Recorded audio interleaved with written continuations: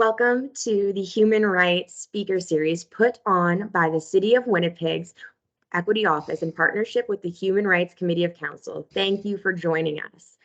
My name is Ali Raposo, and I am the coordinator for the Human Rights Committee of Council. Let me begin with a land and water acknowledgement. We gratefully acknowledge that we work and reside in Treaty 1 territory, the home and traditional lands of the Anishinaabe, Ojibwe, Ininu, Cree, and Dakota peoples, and in the national homeland of the Red River Métis. Our clean drinking water comes from Shoal Lake 41st Nation in Treaty 3 territory. Before we begin today's event, I have a few housekeeping items. I want to let everyone know that the City of Winnipeg is recording this session for educational purposes. Questions posed by participants are included in what is recorded. This collection of personal information is authorized under Section 36(1)(b) of the Freedom of Information and Protection Privacy Act and will be used for continued informational and educational purposes. It will not be used or disclosed for any other purposes unless required or permitted by law. If you have questions, contact the Corporate Access and Privacy Officer. A recording of today's event will be made available on CityNet and winnipeg.ca.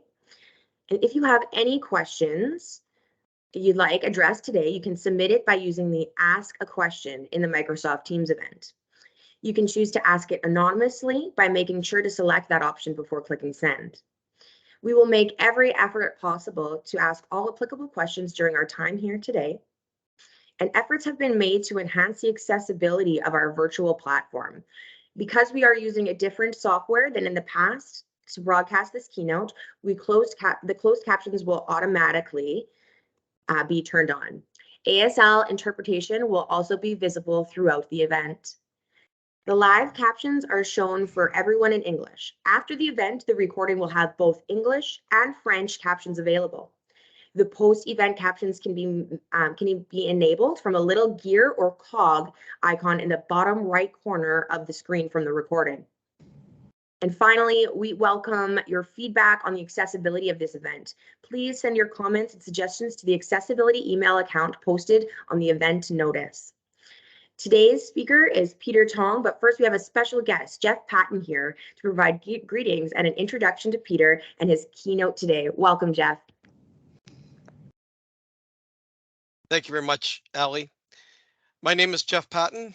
I am a 55-year-old male with gray short hair. My pronouns are he and him. I am the Director of Assets and Project Management with the City of Winnipeg. I am also the Chair of the Universal Design Steering Committee, an administrative cross-departmental committee, tasked with the implementation of City Council's Universal Design Policy established in 2001. I'm excited to introduce today's awareness event speaker, Peter Tonge. Peter brings a broad range of experience to his work.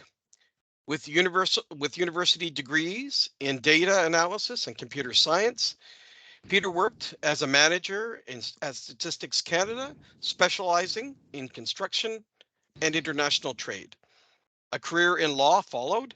As a criminal defense attorney, Peter worked on thousands of cases, often representing clients with mental health or addiction issues. Drawing on his legal career and day-to-day experience as a wheelchair user, Peter most recently founded Peter Tonge Consulting. As a consultant, he works with clients to address disability issues such as access, inclusion, community engagement, human rights, and policy development. In the community, Peter is the executive director of the Manitoba Wheelchair Sports Association and as a board member of the Cerebral Palsy Association of Manitoba and SCE Lifeworks. Peter also contributes to numerous humanitarian projects, both locally and internationally. Peter stays fit and active as a wheelchair fencer and as a member of a local murder ball team. Thank you, Peter, for joining us today and for sharing your knowledge and lived experience with all in attendance today. I look forward to hearing more about your murder ball team, and the floor is yours. Thank you very much. Thank you, Jeff. I appreciate it very much. And I'd like to start by saying I appreciate all the work that's happened at the City of Winnipeg to bring this series together and to make it as accessible as possible. I know there's been a lot of hard work going on in the background, so I really appreciate that. I seem to have slipped. Here, let me move a bit. Oh, I'm getting moved. There we are. All right. I'm Peter Tonge. I'm a 60-year-old white male who's bald. I'm wearing some eyeglasses, and I'm a person with a disability. I have a condition known as cerebral palsy. It's a neurological condition that affects things like movement and speech and fine motor skills.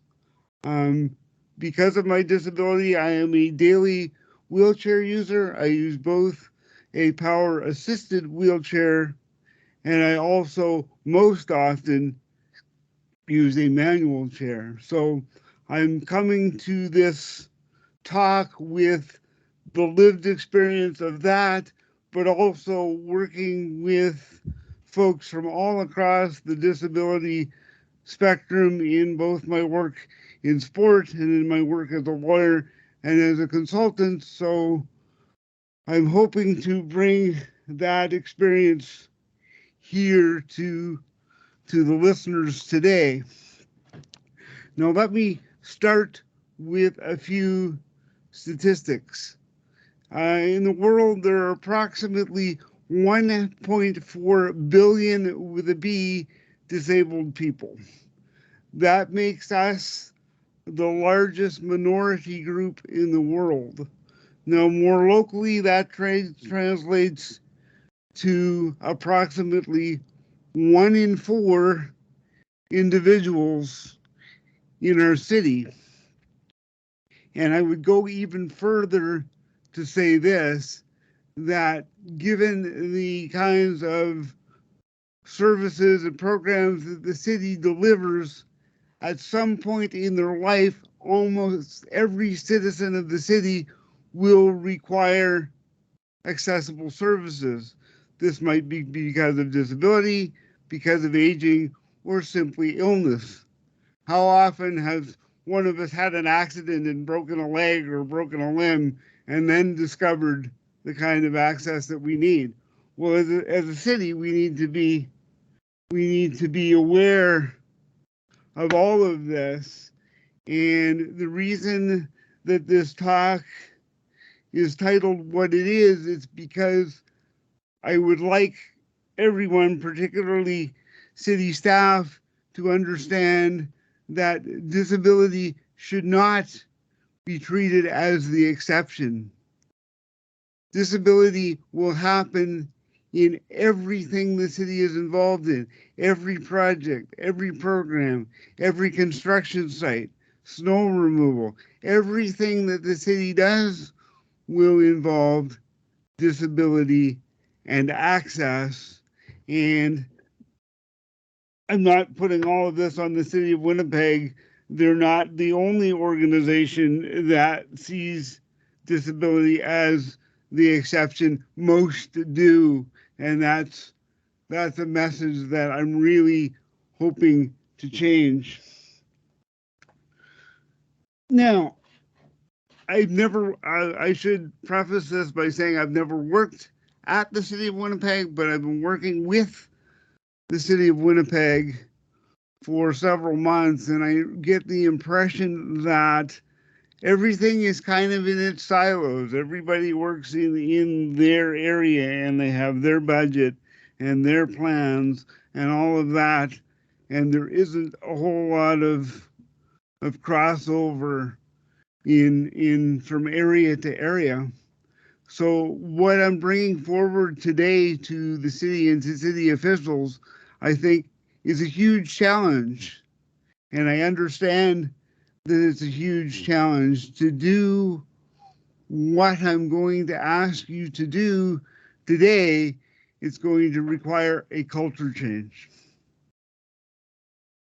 And we all know that culture changes are scary and difficult, and we can face lots of resistance, but there are so many benefits of going through that work.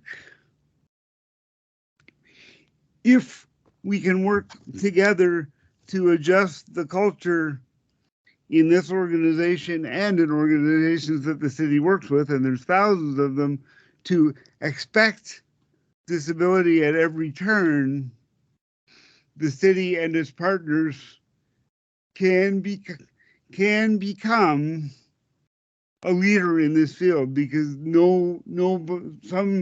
some organizations are doing it better than others, but no one's doing it perfectly. So there is a great opportunity here to do things really well.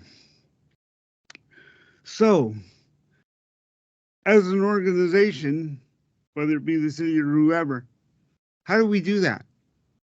First, accept that that is what the situation is.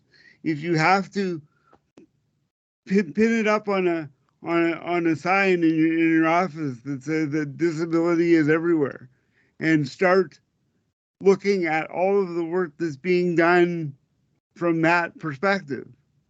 That may seem like the simplest or the most obvious part.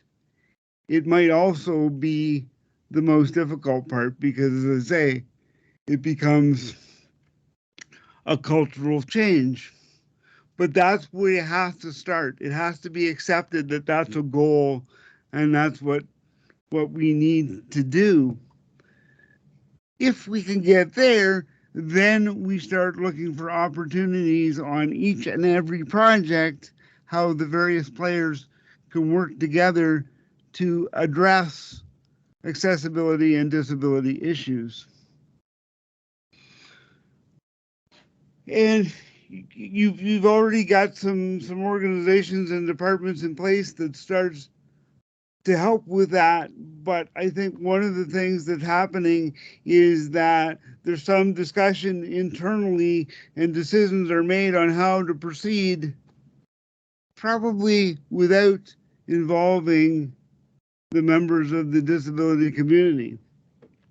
And for those of you that don't know, there's a very strong phrase in our community, and that is nothing about us without us.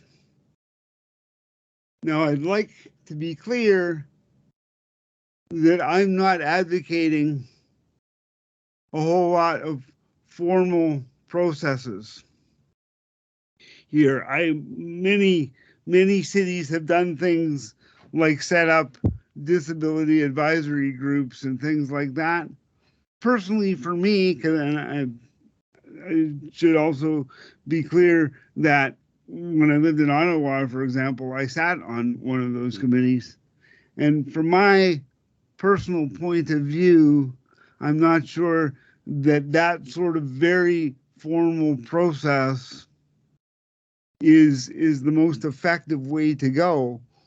What members of the Equity Office and the Human Rights Committee of Council are starting to do is starting to build relationships with people in the disability community like myself. And that's something that I'm going to encourage you as an organization to continue to do.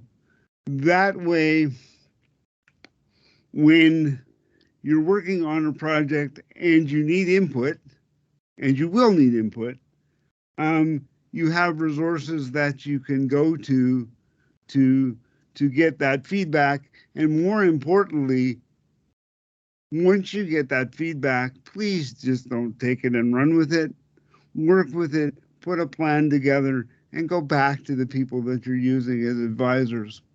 I mean, I've worked in this field for probably 40 years, and I had a very interesting lesson. I was working on a community project about access to arts venues, and what we did, and I'm so glad we did, is as we're putting together our plan on how we access accessibility of arts venues, we went out and we did some town hall meetings via Zoom with various disability groups.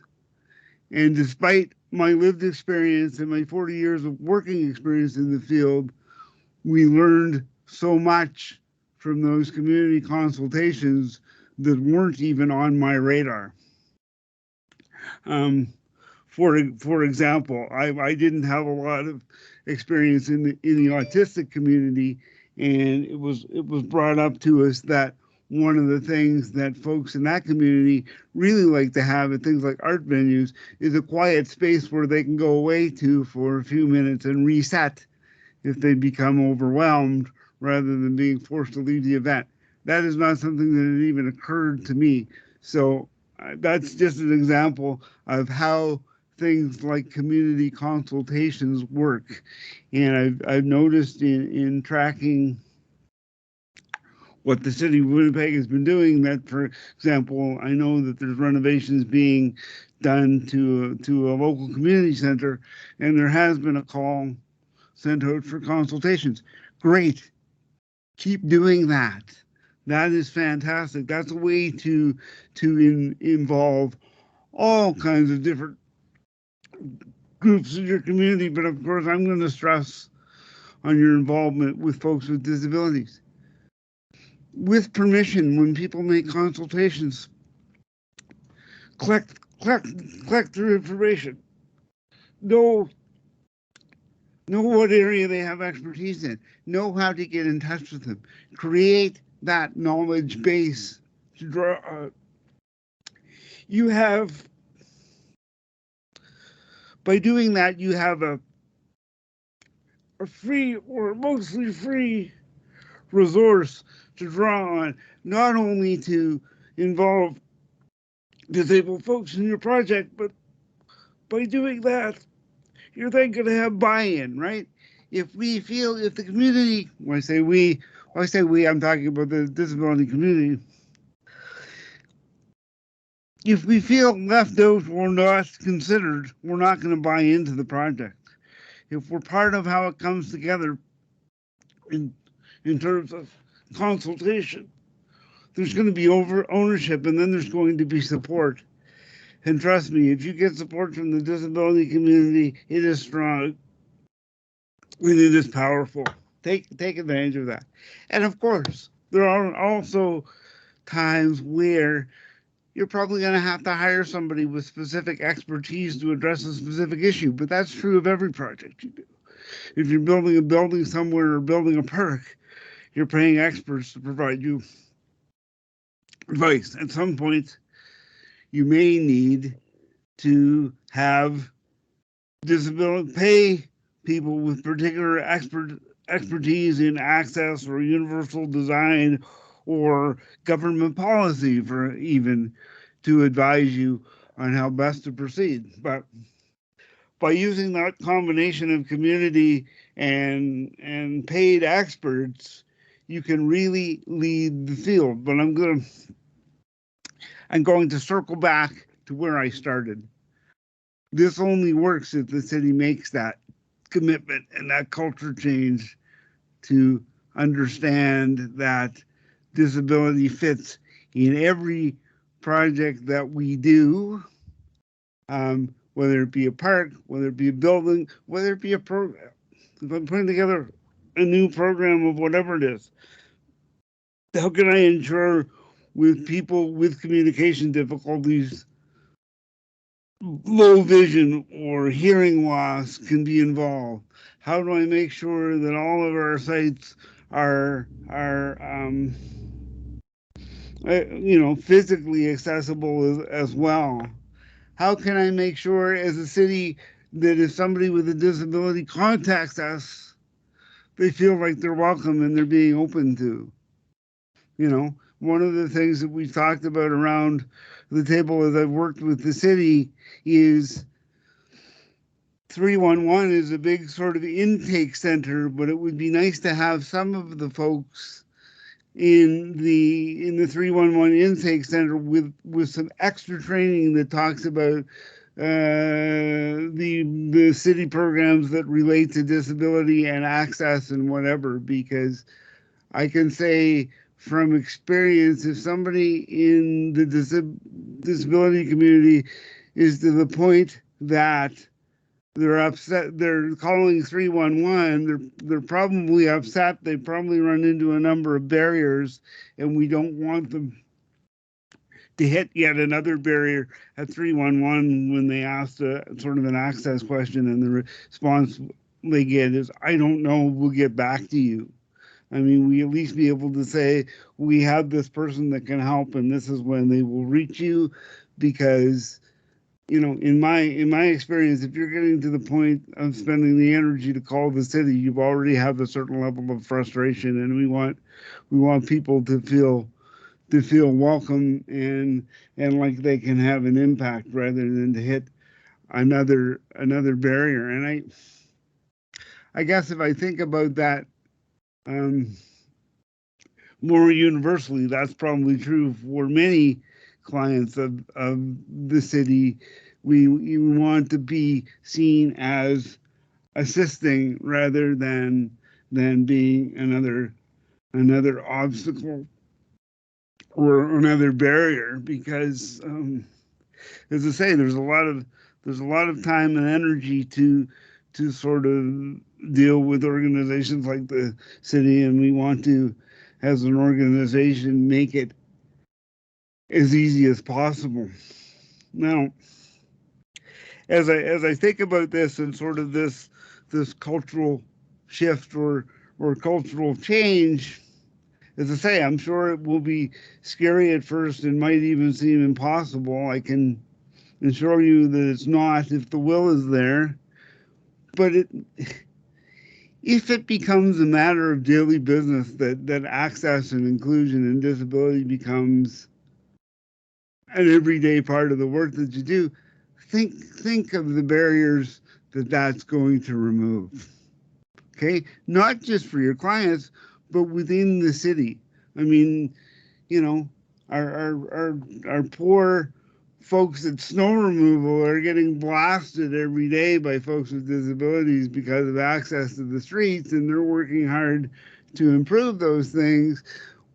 But as they do that, they're out and having to look for separate resources for more equipment or more training or what have you. If every city program and every city function understood that disability was part of what they had to address, we wouldn't have to go out and look for extra money or extra resources to put on a speaker series. It would become part of the regular planning and budgeting process.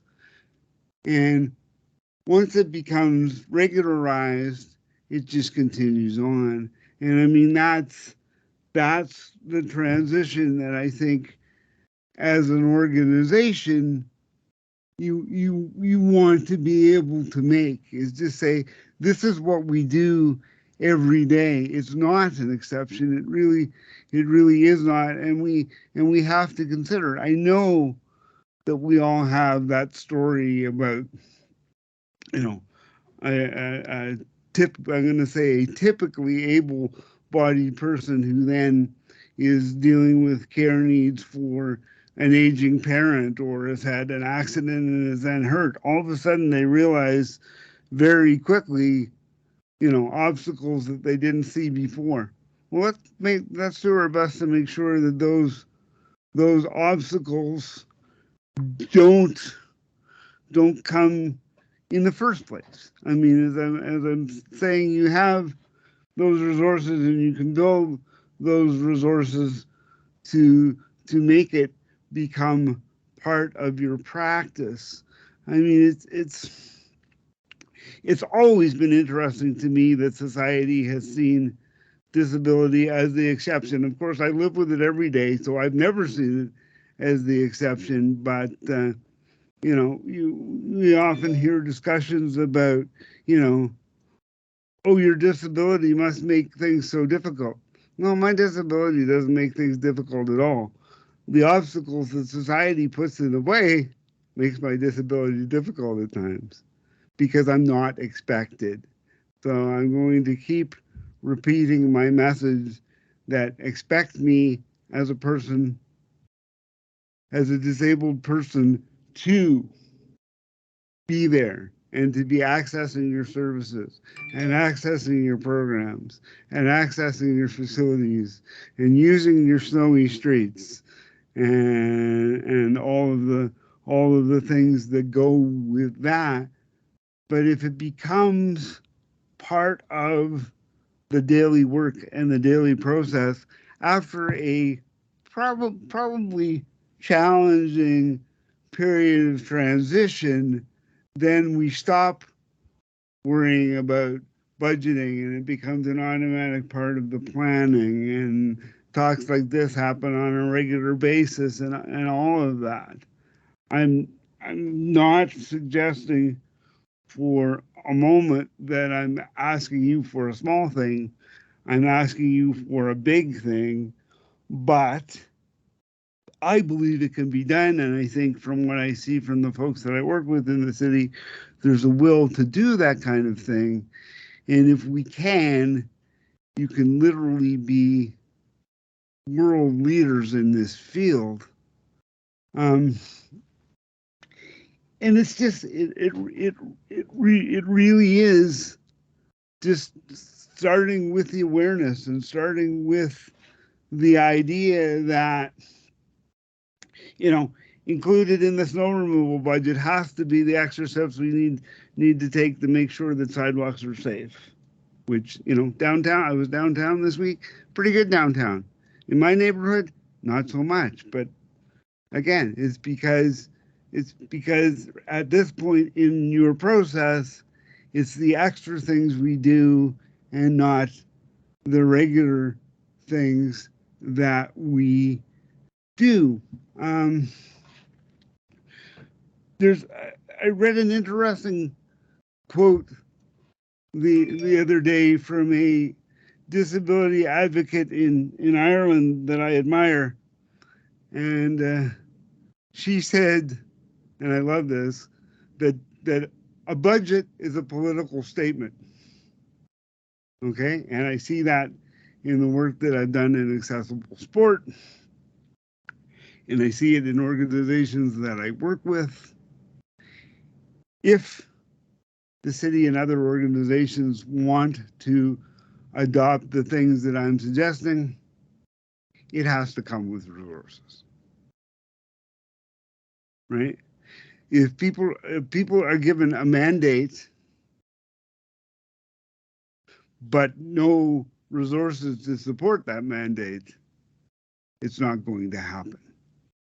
So as these discussions take place and this planning takes place and whatever, the changes that you want to make have to come with a resource, and resources of any kind. And again, in the beginning, that's going to be a challenging process because I'm sure you sit down with the city budget manager and he says, I have no money for this. Well, we're going to have to be more creative than that. And as an ex-defense attorney, I can give you lots of suggestions on where you might get some of your money from, but I will leave that leave that out there for now. But it can be done if the will is there to do it. Now, I want to go back again because one of the questions that was raised as we were putting this talk together is, how do we involve people with disabilities in the stuff that we do? And you have to, again, coming back to the nothing about us without us.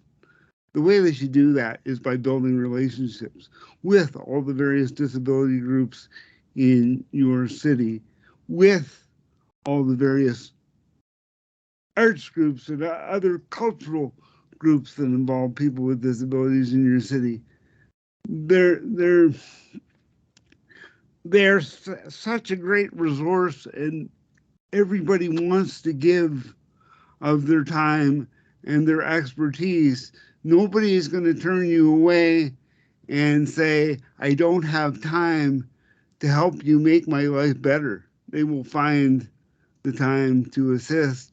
And if you can build those relationships, not only do you have the resources to call upon, but then you also, as I said, have these wonderful allies. Because if you're seen as doing the work, even if it doesn't happen perfectly, you're going to get the support.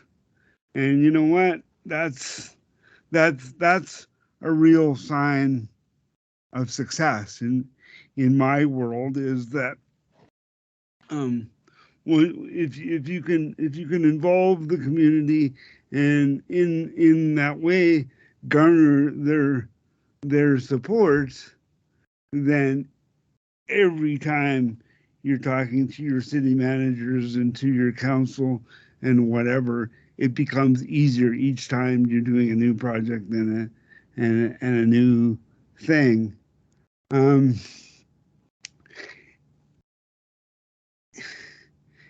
this is a discussion that I have often, because it doesn't just apply to city governments or provincial governments or federal government. It applies to every organization where people with disabilities are involved, and that's most.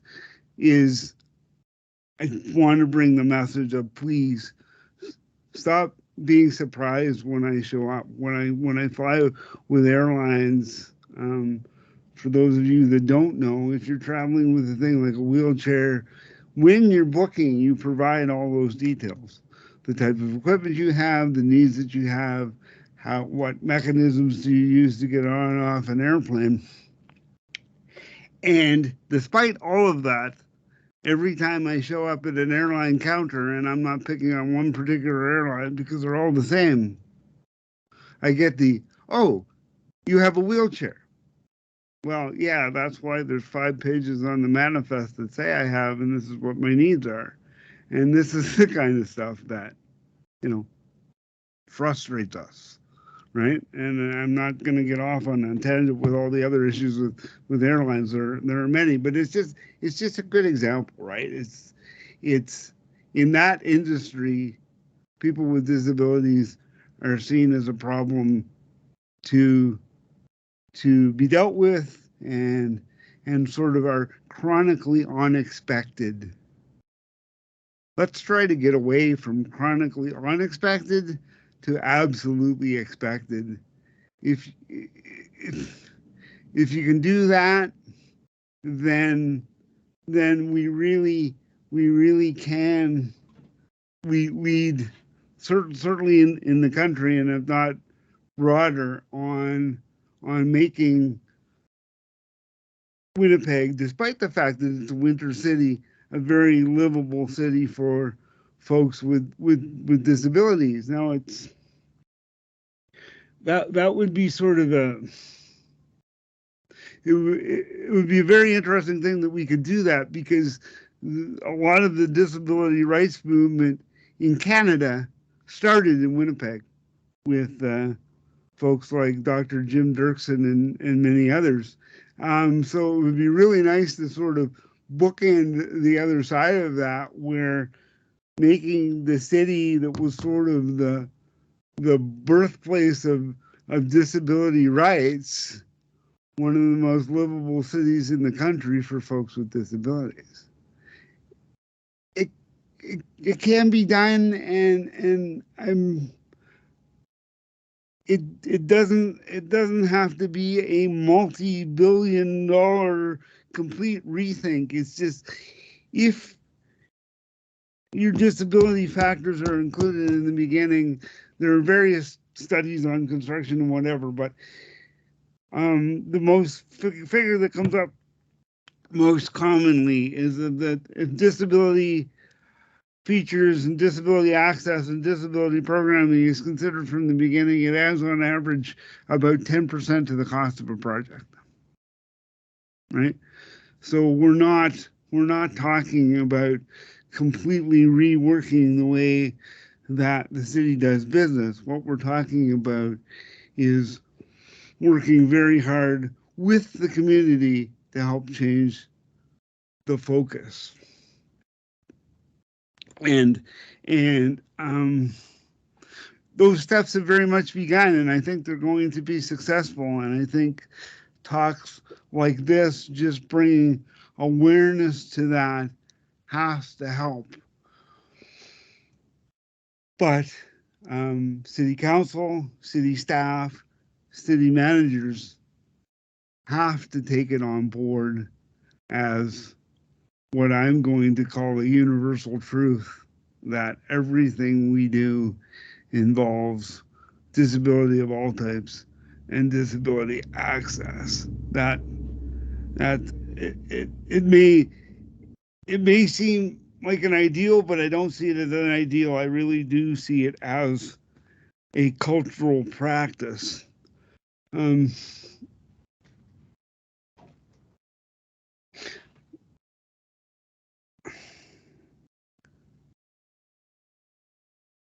It's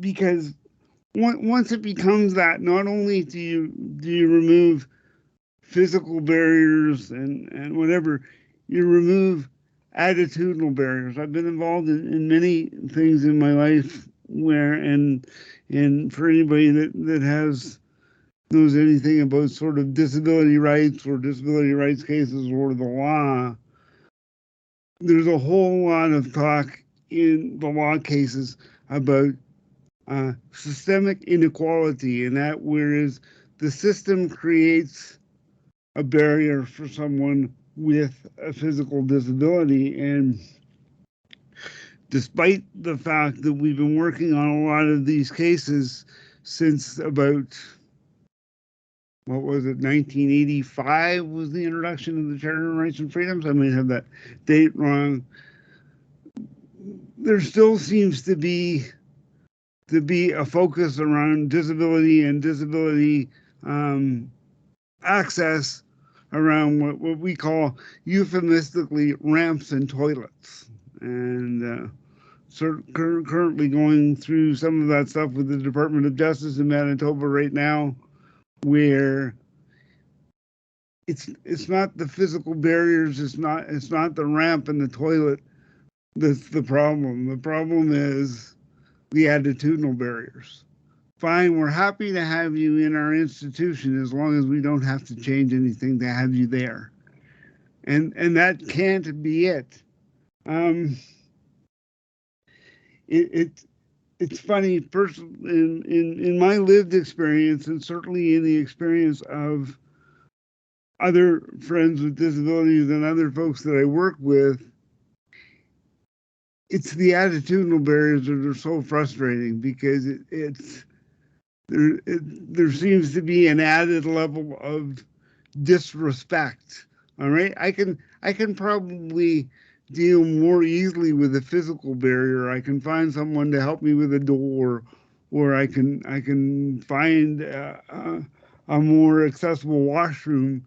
It's not that we shouldn't have those things, but the attitudinal barriers are so much more difficult to address, because you approach an organization and the attitude is we're not comfortable, or you're not welcome, or we don't know what to do.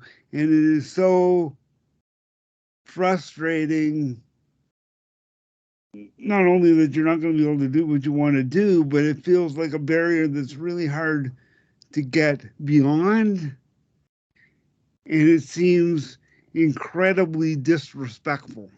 Now, I know when it happens, people don't mean it to be disrespectful, but if someone, for whatever reason, feels dismissed, it's really demoralizing. So, as I say, all that to say is, as the city is looking at its culture and looking at its attitude towards disabilities, if the person with a disability becomes expected, those kinds of attitudinal barriers are going to go away. People aren't going to be surprised or worried or uncomfortable if someone with a disability shows up. And you know what? That sort of welcoming attitude is key. I don't want it's interesting because if I'm working with a group or an organization and I feel that kind of attitude, in all likelihood, I'm not going to work with them. The challenge is for somewhere like the City of Winnipeg, I don't have a choice. If I don't like your attitude, I can't say, oh, I'm going to go somewhere else and get that resource from somewhere else or get that service from somewhere else. So if I'm feeling excluded, that's only going to build that level of frustration and anxiety, and frankly, for a lot of folks, and me at times, probably anger. When I was a young man, I was much more angry than I was now. I think one of the nice parts about growing older, I guess, is that I've learned to sort of channel the frustration into trying to make things better instead of anger. So I mean, I guess that's one of the advantages of getting older, and I sort of see how I deal with things differently now at 60 than I did at 20, and I'm very pleased for that. But let's try and help folks have to not get into that situation at all. That would be the ideal, I think. So universal access, both in attitude and in physical structures and all that, has to become the foundation. I mean, we could have called this talk "Disability is the Foundation," because that's to do it properly. That's really what I'm asking as a disabled member of your community. That's what I'm asking the city and the city's partners to do. And I'm going to continue to send this message not only to this group, other groups within the city, but every organization that I work with. I mean, every time that I can be involved in somebody where I'm expected and my needs are considered, that just makes my world and the worlds of my colleagues and compatriots so much better. So much better. Are we going to get it right all the time? Of course not. Are we going to be able to go back and retrofit and refit everything the city has done? No, and I don't think that's a wise choice. But moving forward, let's take that on. That disability is expected and disability is considered and disability will be included in what we do. If you're able to do that, then we can move away from these systemic inequalities to systemic equality. And that's a phrase that we use a lot in my house, because that's really what I want to see. I want to see systemic equality, not only at the City of Winnipeg and with the City of Winnipeg partners, but in my community as a whole. And that's what I work for. That's why I do this kind of work. That's why I do these talks. Trying to make my community better, not only for myself, but for the others who share it with me. Now, I'm going to stop there. I think for now it's a little bit early, but I'd like to provide lots of opportunities for questions. Hopefully I've raised some interest. Thank you, Peter. I think that's fine that you stopped a little bit earlier. I want to thank you for your insightful and thought-provoking words and your very practical guidance on how to create more inclusive culture in our community. So thank you for that. My name is Suzanne Dewey Povoledo, and I'm the Universal Design Coordinator at the City of Winnipeg, and I will be your moderator for today's questions. Here is our first question. The event description for your talk, Peter, uses identity first language, such as disabled people, instead of the person first language, such as persons with disabilities. The city and other organizations tend to have adopted and encouraged the use of person first language. Are you able to comment briefly on this distinction and how agencies should consider this in the context of moving from exception to being expected? Absolutely. And A, thanks for noticing that. And B, thank you for bringing it up.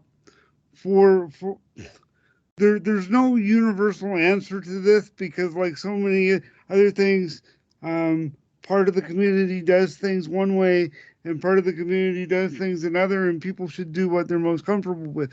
But generally, with the people that I work with and in the largest part of my community, we do put disability first. Most of us are very proud that we have a disability, and it's part of what defines us, and that's why we put it first. The more cynical of us, including me, frankly, is to say that organizations put people first to make themselves more comfortable, not necessarily the person with a disability. You're not going to, I should make it clear that you're not going to make me uncomfortable by bringing up my disability or noticing I have a disability. I'm not surprised. I know I have a disability. I live with it every day.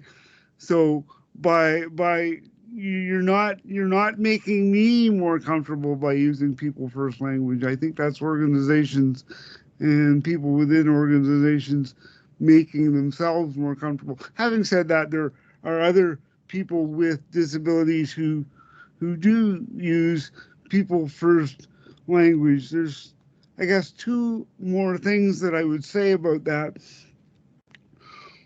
One is disability groups are one of the few groups where people first language has been adopted. We don't say, for example, people with blackness or people with gayness, right? So why have we done that with disability? Why have we taken that key element of these people's lives that they're proud of and turned it around to make other people more comfortable? And the last thing that I would say about that is, while I think language is important, rather than getting too hung up on the semantics of people first or function first or whatever, I'm just glad we're having talks like this and we're having the conversation. That's much more important than the exact language we use. I mean, people always have the ability and the right, if they prefer you to use one form of a language, to help you down that path. I'm more interested in having the conversation. Thank you, Peter. That's a great perspective to take on that. Thank you. There is another question that has come in through the live event question and answers. Do you have advice on how to change our culture? No. Wow, that's kind of a big question. I guess what I would say, my first reaction as you're asking me this is start having these conversations. Talk to your colleagues. Say, I went to this talk where this person came and told us that when we're working here in the city, we have to consider disability in everything that we do. that by having open, honest discussions, not only about the good things that this brings, but all of the challenges this is going to bring, that's how you start to shift the culture. Going to the talk and going, oh, that's interesting, and tucking it in your back pocket isn't going to help change the culture. But having the conversations, having these talks, highlighting when good successes are done as projects and programs are developed, highlighting disabilities when you're doing your community consultations. That's the kind of stuff that will begin to change the culture. Thank you. Those are some great tips that I think many of us can adopt in our daily practices. Another question we have is, as we know, among any group having a shared identity, whether it be women, disabled people, newcomers, those living in poverty, there is significant diversity in perspectives among people within each of these groups. Can you offer advice on how organizations need to respect and respond to such differences in their approach to planning, organizing, and implementing service delivery? I can, Suzanne. I'll take it one step further. Not only is there diversity amongst those various groups, don't forget there's also a whole lot of intersections, right? Someone can be disabled and queer, or poor and black, and all of that. So not only are there all these individual groups that have different needs and different challenges, there's also the intersectionality as well. So as a youth organization, how do you deal with that? Ask. When you're working with a particular group, you can say, this is what we're doing to this point. What can we do better from your perspective, as a person who represents poverty groups, or who represents disability groups, or all of that? I'm coming back to the same thing. Have open conversations. People are happy to share their experiences and what best help them. It's I guess it's sort of adopting the attitude that use it as an opportunity to learn as an organization, rather than we need to find what the answer is to this problem. Work with the various communities to help them help you find the solution. Thanks. That's a great idea. Related to this, you have highlighted the importance of organizations needing to work with disabled people at each stage of planning, organizing, and implementing service delivery. Can you offer some advice on how we should approach this involvement when it may be clear that there are different and sometimes opposing perspectives amongst disabled people?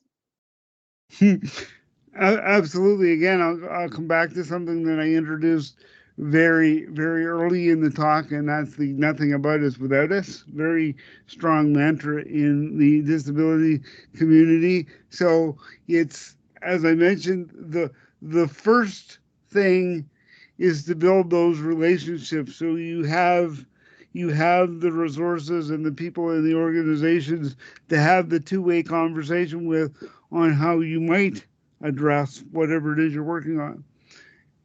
But having said that, I think you also raise a very important point, that within any community, including the community of folks with disabilities, there is no universal solution. Every solution is not going to fit everyone, and that's true of every group. So it's, again, by having the two-way conversations, hopefully the compromises that can be found that helps address the I was going to say the needs of the majority, and I think that's wrong, because I don't think that's how we should decide. I'm going to say how we should be able to address the most pressing needs or the largest obstacles. Thank you. Thank you for that, Peter. Another question. Sorry. Oh, go So ahead. see, Go so ahead. sometimes I even get it wrong because I almost said by that's going to suit the most people. I don't think that's always necessarily the approach. I mean, that's a Right. little bit like too much like democratic government, right? Yeah. Yeah. Sometimes the most universal approach isn't going to be the best one, but even I, with my years of experience, can sort of fall into that trap. Right. Well, and that actually leads us well into another question here. In some organizations, there are attitudinal barriers that we do the most that we can with the resources available to serve as many people as possible. Can you comment on some practical solution to combat that attitudinal barrier? I think that barrier exists because of we're going to do the best we can with the resources that we have. Well, that's fine. But if you don't have the appropriate resources to do it right and really address the needs, then it's not how do we work within the resources. It's how do we get the resources that we need. And I mean, I think as the culture changes and the attitudes change, it's going to be easier to go to managers and go to council and go to programs and say, these are the resources that we need, and this is why we need them. I think it's a false dichotomy to fall into the idea that we always have to live into what we have, or that we can't change something else because something else has become a higher priority. Okay, yeah, that's great. I'm just keeping an eye on the clock here. We're at 1:03. We do have we have no more. Oh, we have another question that has just popped in. Boom. How do we know when we've arrived at that destination of accessibility? Go back to the partnerships and the relationships that you built with the community. Ask. They'll tell you. Trust me, we're not trying to tell you when you're not meeting the goal. We'll also tell you when you have met the goal. And I guess the other piece that I would add to that is I'm sorry, and I know this is kind of scary, but it's a moving target. You're probably never going to completely meet the goal because it's a moving target. But if you keep the communication open, you're gonna move as closely to that line as you can. That's great. Yeah, no, that makes a lot of sense. I know all the budget and planning people just broke out into hives when I told them it was a moving target, but it's the truth. Right. Okay, so we don't have any more questions in the question and answer, but our producer just advised me that he is able to unmute those who have joined in by dial-in, something that I know that we're struggling to have available otherwise. But I would like to now ask Riley to maybe open or unmute them from his end. If any of the speaker or any of the attendees who have participated or have joined us by dial-in today, if you would like to just speak up, if you have a question, we're going to give you a few moments. I know that there's a little bit of a delay between our transmission and you receiving this message. So we're just going to see if somebody speaks up.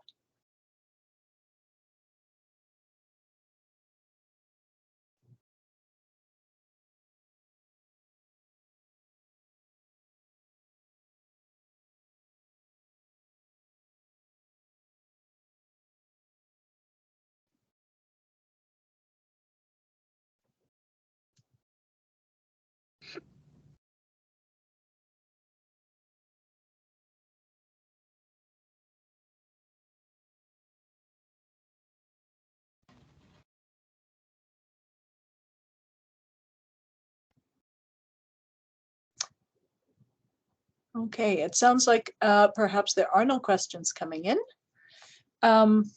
And so I think, I think we're near the end of our time today anyway. So, oh, I see a message here saying they're unmuted.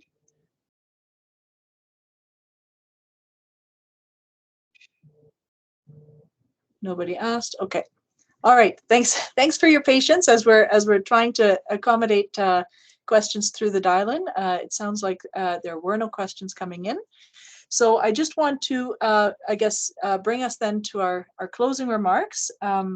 Again, I want to thank you, Peter, for your informative and very thought-provoking talk today. We do appreciate you sharing your lived experience with us, and for the tips that you have offered us today on how to implement the disability rights mantra of nothing about us without us. I also want to thank those who supported the production of the event and all who attended today. Please do check the event's website again in the next little while, and city social media for any upcoming city events hosted under this speaker series.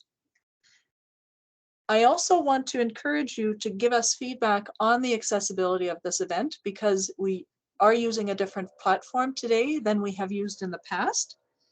And so we do welcome your comments and suggestions, and we would encourage you to send them to the accessibility@winnipeg.ca website or email account.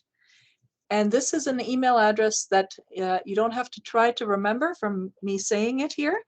You can find that email address on the events web page that you use to access this event. So just go back to the event page and you will find the email address for the city's accessibility email account. And I really welcome your feedback through that. With that, we will bring this event to a close, and I wish all of you a wonderful rest of Friday and a great weekend. Thanks so much for participating. Thank you, Suzanne.